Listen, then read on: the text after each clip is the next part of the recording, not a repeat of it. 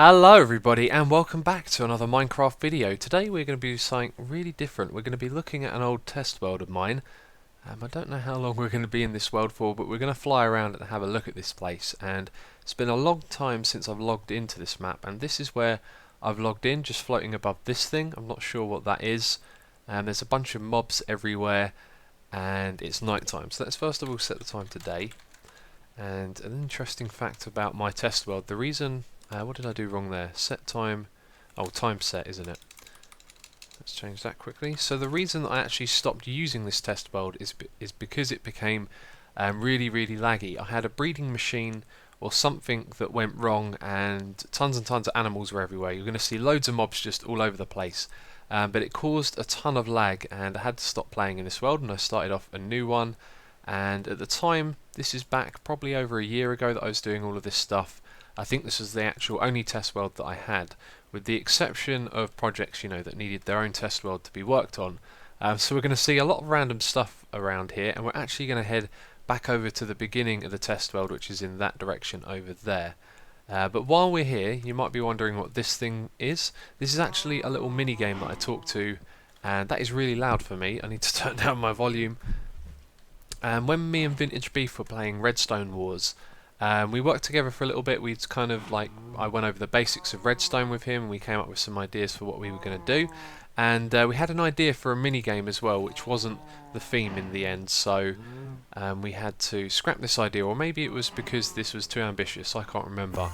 But we never really got back to working on this again. But the idea was that you would have a mushroom spawner in the middle here. So mushrooms would drop down from up above. So these dispensers would have been controlled by Redstone, and then the teams on either side would have fishing rods, and they'd be able to hook onto the mushrooms and then throw them back down onto these stone pressure plates down here. Now I think they might be hooked up to redstone. Yeah, they are. So I think, excuse me, if any of those, yeah, there's going to be redstone on each of the top of those blocks. So if any of them get turned on, then this gets turned off. But I never finished working on this, and it's actually a little bit boring to look at now, to be honest. But the idea was that there'd be power-ups to buy as you scored points. You could do things to the players on the other team and things like that. I think this is where mobs would drop down, so you could have like skeletons drop down and start shooting at the players. And if they were to fall down into this area, which was supposed to have water in, then the penalty would be it takes you a little bit of time to swim up and climb up the ladder and get out of there. And yeah, so that's a mini game that was abandoned. Let's head over to the beginning of this place, and wow, there's just so much stuff going on here, and I'm not prepared at all, by the way. I'm literally just turning on the camera and recording, and so we're going to see all kinds of different things. I'm probably not going to remember what half of this stuff is. Let's press F3 and A. And also I'm sure I'm going to see some things that are going to spark some ideas and yeah, give me new ideas for projects and things like that. But just over here is where the world started. If I go stand down here, these were the first things that I put into the world. So we can actually estimate the time that this was started at, because this right here is a project that I was working on by myself originally, and then I started to collab with Mr. Pixel Tech is his name, and this is like when people realised that I can't say the word properly. Oh, that's terrible. That's 3 attempts in a row I've failed there. Let's step back. So cave spider spawners, there we go, I said it. Yeah, when they first came around, well, not immediately, but after a while people realised that these were really good to make XP farms out of, and so I set about trying to make one myself. This is what I started off with. I can't think what on earth I was thinking at the time, but yeah, I was doing something along the lines of this. I don't even know what this is anymore really. And the design adapted and evolved a little bit, and when I worked with Mr. Pixel Tech we came up with this right here. So the mistake that we made is that we didn't really know too much about how these spawners worked, and there's actually a range that the mobs that come from them go out of range of the spawner. Like when I move back here and you'll see that it stops trying to spawn them, the cave spiders can come out of range, and then this can continue to spawn more, and we weren't aware of that at the time, so we made this little thing where the spiders would come down to the front and you could punch them and get XP from them. And I think this is actually the final product over here. So you had a crushing mode and a, let's see over here, so you can switch between kill and EXP mode. I have no idea if this still works, but that should extend that for a period of time. Yeah, it doesn't work anymore, does it? Yeah, that redstone's broken, because of course the updates that have come along the game have changed it. But this was around the 1.8 adventure update, I do believe. So it's quite a long time ago, over a year. And yeah, you could change this over here, and then you could have an XP mode where it didn't crush them for as long, and then they were one-hit kill. All the XP would gather there, and you could open that and get the XP. And so it was a pretty primitive system looking back on it, and things have really come a long way since then. So these other things around here, I'm not really sure what's what. I think I'd done a tutorial video on this a long time ago. This is a lighting system, so this is probably broken again, and this is something I'd actually like to do again. I think come up with a new way of doing this. I have no idea where we're supposed to activate it from. Actually, I remember now. If we go all the way back there, you can see there's a button on the wall, and when we press this, it's broken. So it doesn't work, but what it would normally do is swap those blocks with the stone blocks on the side that you see up here, and then push them back down. And this is quite a nice little design as well. I think this could be compacted and used again. But the idea would be when the glowstone comes up, then this would push across, and then the second time you activate it, the one on the other side would be ready to push across. But something's changed with the piston mechanics, so that doesn't work. So what else do we have? What is this thing right here? This is some sort of jeb door, I think. Let's hit that, see if that still works. Yes, it does. That's cool. This is an gate down here. And there you go. So there's a nice little door. That still works. That's cool to see. This, I don't know what that is. Let's move on to something that I do know what it is. And there's an interesting project over there I think you'll like. This right here is an experiment that I never really got to finish.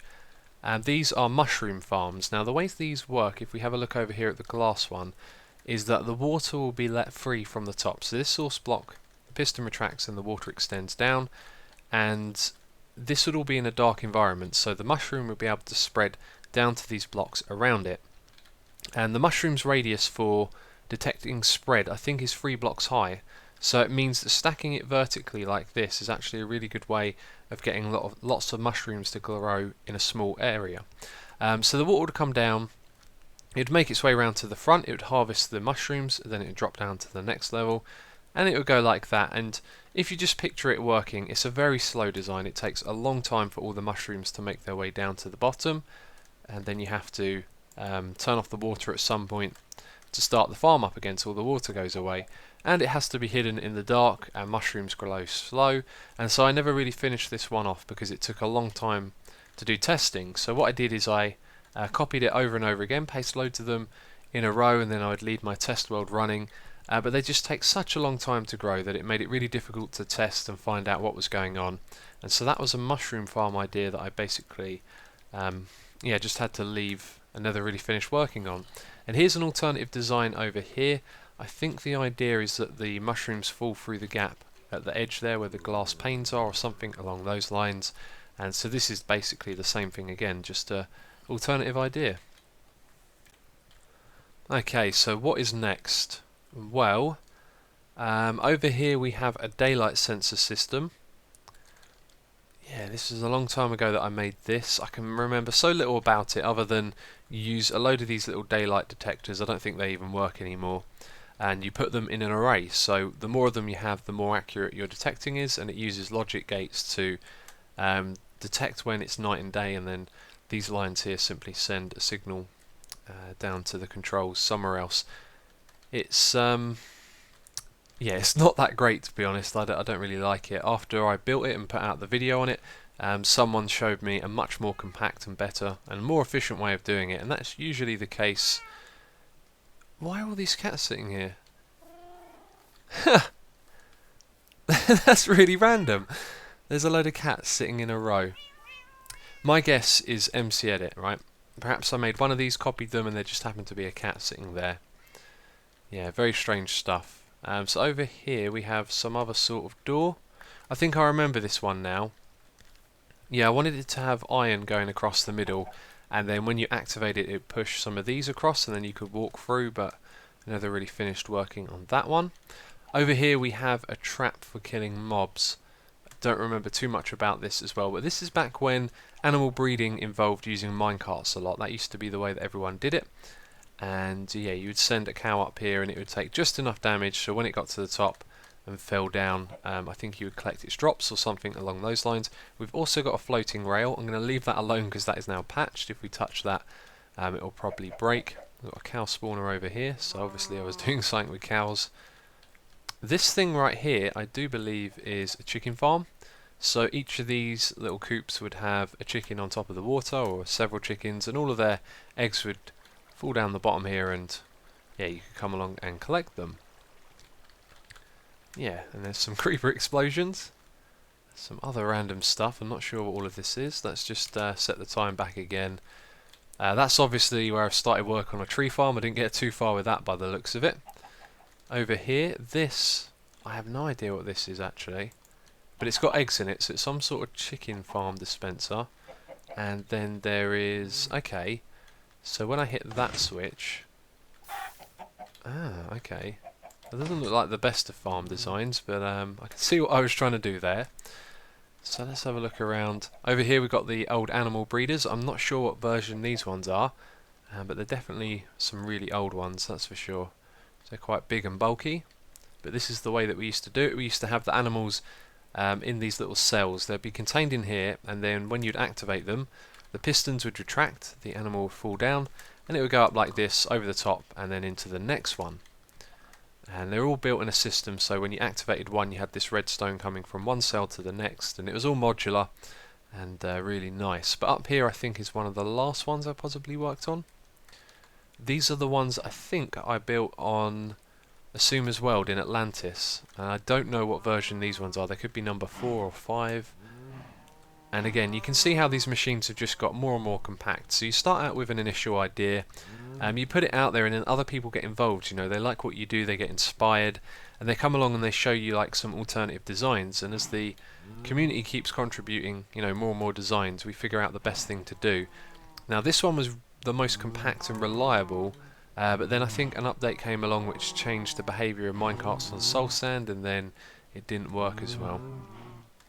But here you can see I've been doing some testing with sheep, pigs, mushroom, cows, and I got a feeling cats. I tried to do cats with this one, and yeah, I remember this now. I was doing some testing with the animals. I had loads of cats in minecarts, and I was copying and pasting them.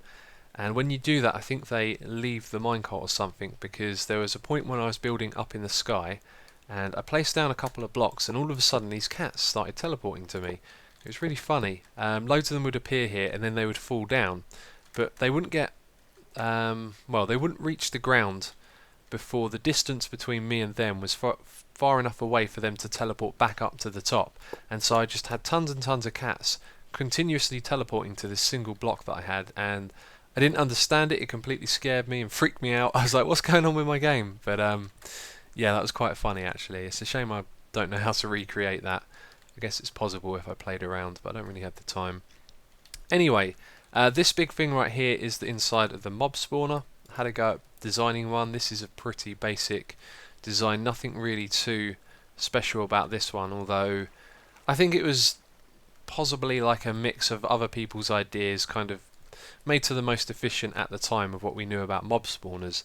I think this is also designed for being an XP farm, because all of the mobs, what they do is, if you have a look where that sign there is, and then the one above, they basically fall down into the room below them. So the top ones fall down into that one, the water pushes them along into the next one, etc, etc, and as they excuse me, make their way down here, they're all going to be, well, they're all going to have full health when they come out of here, so it's ideal for an XP farm. And we can see that this one is actually working. That's fantastic.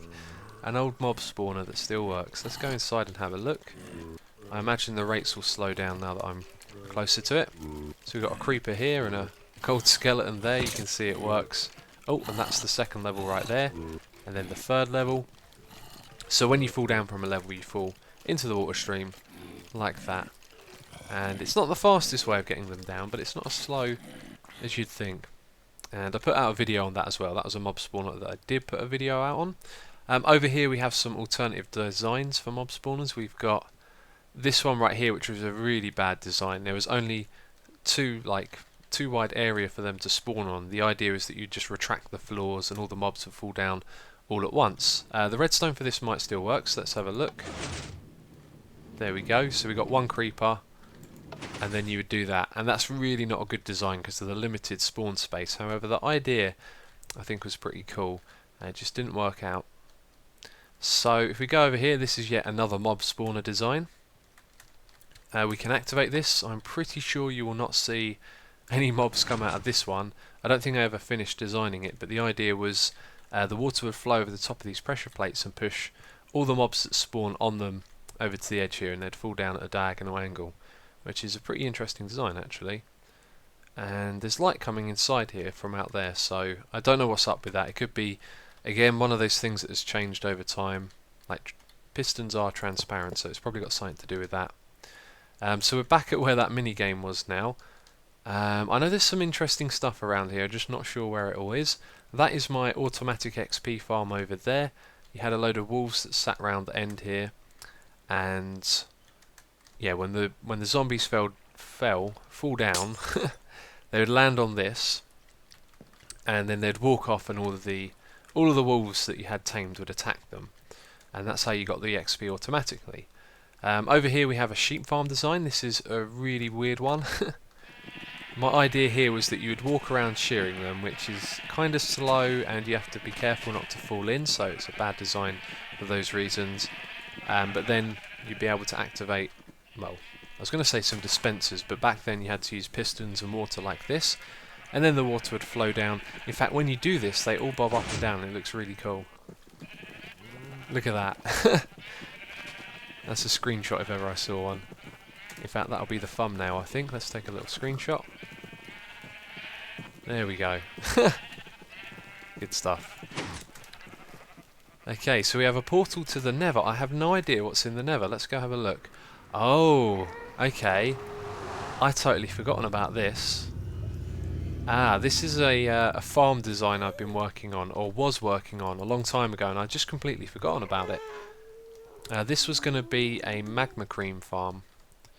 Now, the way you would farm magma creams exclusively is by having this 1.5 gap. So look at where the half slab here is and the block at the bottom. That's 1.5, so no pigmen can spawn there, but magma creams can. And I think it's the first two types, because the smallest magma cream is 0.6 high and the second biggest is 1.2, and I think both of them can actually spawn in that space. So it'd be a farm for both those types. Now, somewhere on here there should be a lever, which I don't see, but this would be like a clock of some sort, and it would keep shifting the floor back and forth, and then you'd be able to catch the drops from below. But there was quite a few reasons I didn't go ahead with this one. I can't really remember all of it now, but the rates were really slow, even in a void world like this, because of the way magma creams spawn. I think they're naturally rare. If you put them in a void world, you're not going to get a lot of them, so I kind of gave up on this one. But you can see I copied and pasted the design all over the place when testing it. And since then, loads of zombie pigmen have been spawning on top of the blocks, and that would probably be, again, because of some changes that have been made over time. It looks like some stuff isn't loading properly around here, because that just appeared out of nowhere. Where to have a look at next? What is this over here? I don't even know what that is, but there's a bunch of chests. It looks like you hide the chest underground and then you're going to push it across over here. Don't know what all this redstone is for. Actually, that looks like a vertical abrogate. Do you know what? I've been wanting to know the design of this for a while. Let's get ourselves a lever, because this would be very useful to know. So that went off, and then that one went off. On, off, off. Excellent. Okay, I wanted to know that. That's great. That'll come in useful at some point. I've been wanting to know how that design worked for a while now. This thing over here, don't even ask me what this is. That is some sort of RS Norlax array, I do believe. Let's clear the weather. Nope. Why am I getting this wrong? Clear. No, is it weather clear? Wow, I always have trouble with stuff like that when I'm recording.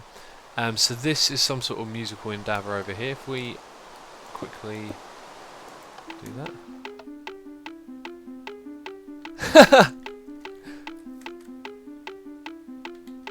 I kind of remember doing this now. So we have to break these to stop it, because it is very primitive. Let's press this one down here. Alright. That's a cool little tune.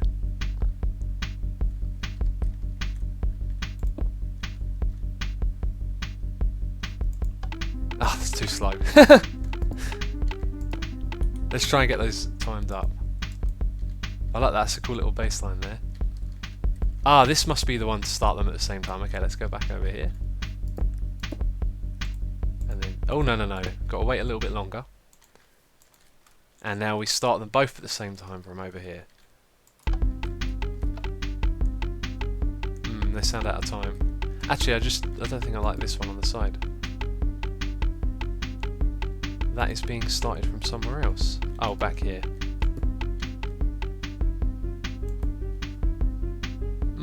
I don't think they really time up well, do they? But that sounds cool.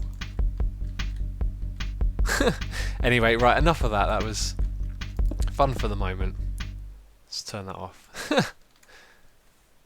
Okay, so after recording me going around my test world, it was such a long time that I decided to split the video into two parts. So that's going to be the end of this episode, and in the next episode of this, if we want to call it that, we will go around the rest of the test world.